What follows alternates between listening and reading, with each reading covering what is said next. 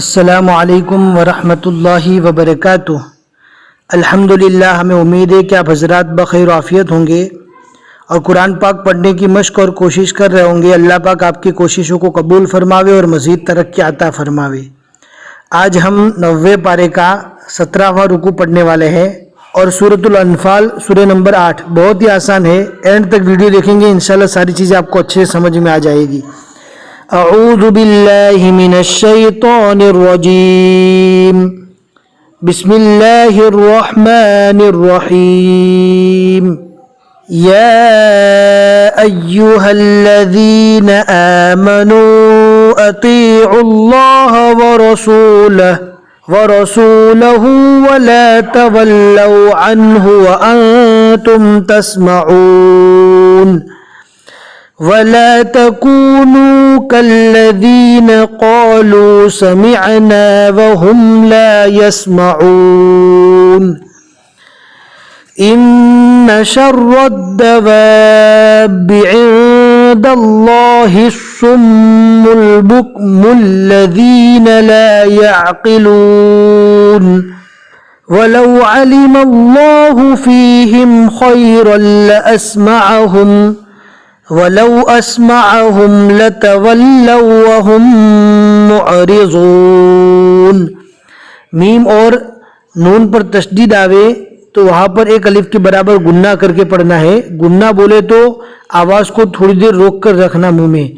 وَهُمْ مُعْرِضُونَ۔ يَا أَيُّهَا الَّذِينَ آمَنُوا اسْتَجِيبُوا لِلَّهِ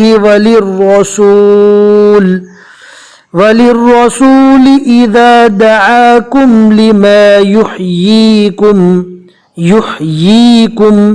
یا کو کھینچیں گے اس لیے کہ یا مدہ ہوگا یہاں پر۔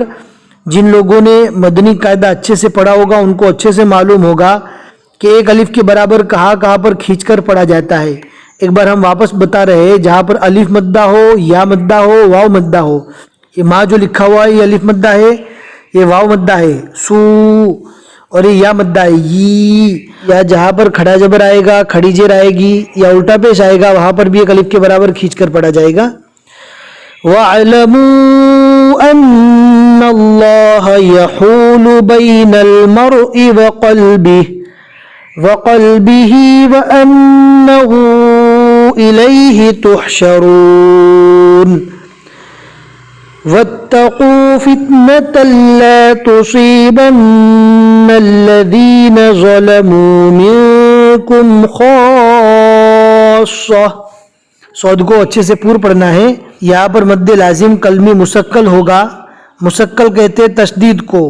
حرف مد کے بعد اگر تشدید والا حرف آتا ہے تو وہاں پر مد لازم ہوگا، اور اس مد لازم کا نام مد لازم کلمی مسکل ہے۔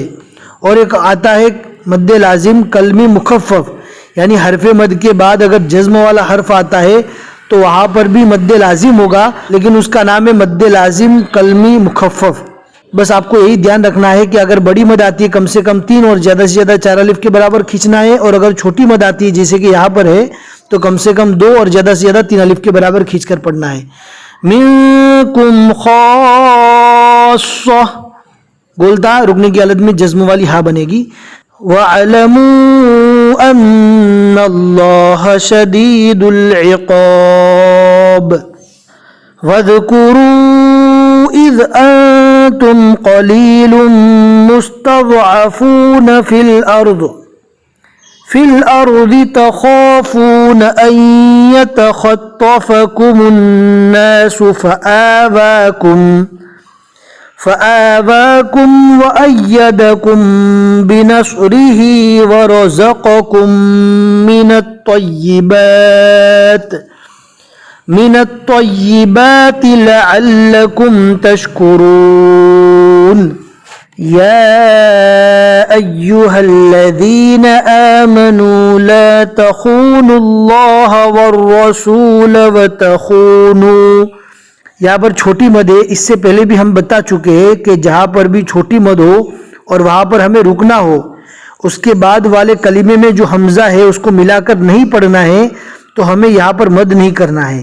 यहाँ पर वाव मद्दा है, वाव मद्दा ही करेंगे, मद नहीं करेंगे। मद कब करना है कि जब छोटी मद वाले टुकड़े को आगे वाले टुकड़े के साथ मिलाकर पढ़ेंगे, जैसे कि अभी हम मद करेंगे जब मिलाकर पढ़ेंगे वतखूनू अमानातिकुम व अंतुम तालमून, मिलाकर पढ़ेंगे तो मद करना है।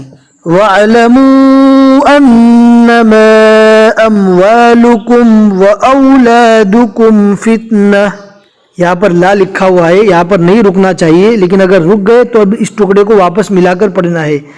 फितनतुन व अन्नल्लाह इंदहु अजरुन अज़ीम, सदक़ल्लाहुल अज़ीम। आप देख सकते हैं यहाँ पर आइन के नीचे 17 लिखा हुआ है, यानी 90 पारे के 17 रुकू मुकम्मल हो चुके। ऊपर 3 लिखा हुआ है, यानी सूरतुल अनफाल के 3 रुकू हुए। आज हमने जो रुकू पढ़ा उसमें 9 आयतें पढ़ी, तो बीच में 9 लिखा हुआ है। हमें उम्मीद है कि आज का सबक आपको अच्छे समझ में आ गया होगा। अगर आप उर्दू भी पढ़ना चाहते हैं तो लिंक डिस्क्रिप्शन में मिल जाएगी, जरूर चेक करें और अपने दोस्तों को जरूर शेयर करें। आगे जितने लोग भी पढ़ते रहेंगे इंशाल्लाह आपको सवाब मिलेगा। फिर मिलेंगे इंशाल्लाह अगले सबक में। अस्सलामु अलैकुम व रहमतुल्लाहि व बरकातहू।